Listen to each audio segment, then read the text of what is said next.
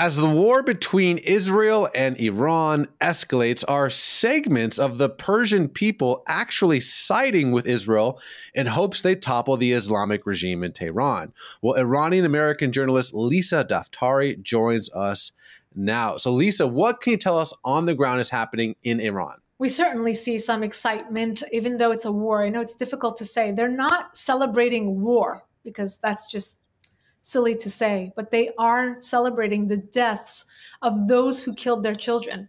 They're celebrating the deaths of those who have made them miserable over the last 46 years. So there is absolutely this very complex push-pull that the Iranian people, a majority of 85 million that are experiencing, that hope that Israel does finish the job in the sense that it brings them some sort of optimism about regime change.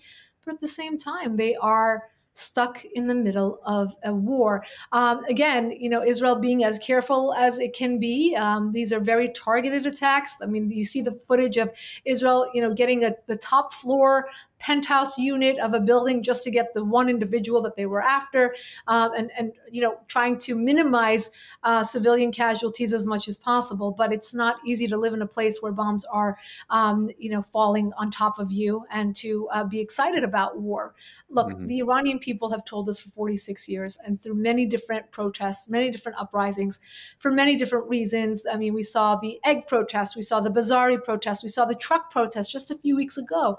We saw the Green Revolution of 2009 that started out as the protest over a fraudulent election and then turned into something else. We saw the Woman Life Freedom protest just a couple of years ago, where the women were taking off their hijab.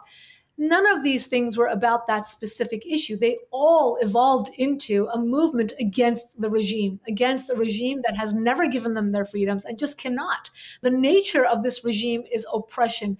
The nature of this regime is to put every dollar it has into terrorism, into its proxies, into its nuclear program. And the Iranian people don't trust this regime. They were actually worried when Donald Trump kept saying a deal, a deal, a deal, because they felt a deal would only extend the lifeline of a brutal and duplicitous regime that would never comply with any sort of deal. So it's a very complex, nuanced story to tell, but we have to understand that this is not just since October 7th. This is not just since Friday. This is something that has been building up in the Iranian people for 46 years. They're sick and tired of it.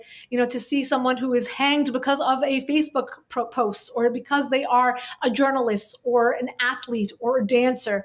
This is the life and the reality that they have been living. Well, that's extremely insightful, Lisa. And as I'm sure you're aware, there is a massive debate happening in America right now. What should Trump do? And I think there's actually a large pushback against, even in his own base, which I think, if I'm reading the tea leaves, kind of goes along the lines of this. A lot of conservative folks were in favor at the time of invading Iraq, and now they're like, oh, maybe that was a bad decision.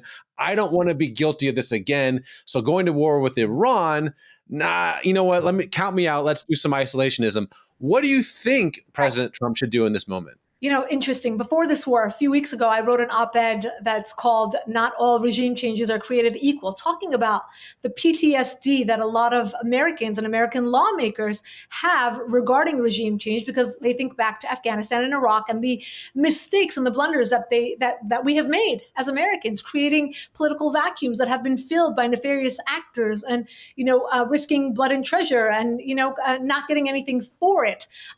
Look, Iran is not any one of those cases. We see an Iranian people that have been begging for democracy. We see an issue with stability in the Middle East that would be resolved. And look, I just tweeted about a few hours ago that if the United States should decide to join this war, it wouldn't be out of charity for Israel. It would be because the Islamic Republic is a threat, is a major threat for the United States as well. And that's something we have to understand. Look, most of us are anti-war, but we can't be anti-reality. The reality is that the Islamic Republic is a threat. If we let them off the hook, they will raise more money. They will put it into terrorism. They are the #1 state sponsor of terrorism. They already have American blood on their hands, whether it's by Hamas or the Houthis or Hezbollah.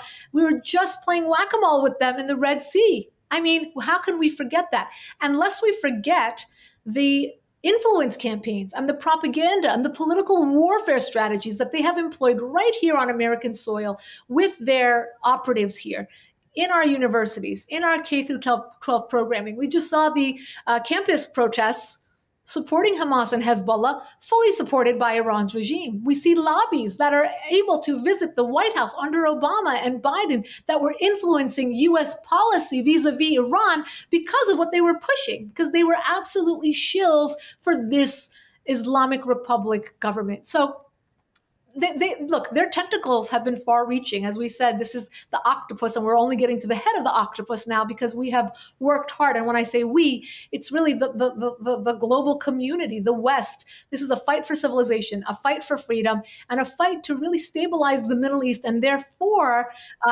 really stabilize the threat that is the Islamic Republic. That's very clarifying, because I think you use the word PTSD, and I think that's basically what's happened in the United States. They hear everything that you just said, and in the back of their minds, they think, oh, this is another one of those WMD things, Colin Powell.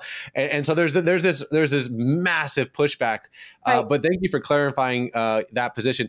Let me ask you this, maybe in closing, Lisa. I know you're very, very busy. Everyone wants to talk to you. You have your pulse, your finger on the pulse of what's happening in Iran. But a lot of these people, they don't have a voice. They can't speak. They're right. They're putting their life on the lines by posting something on social media.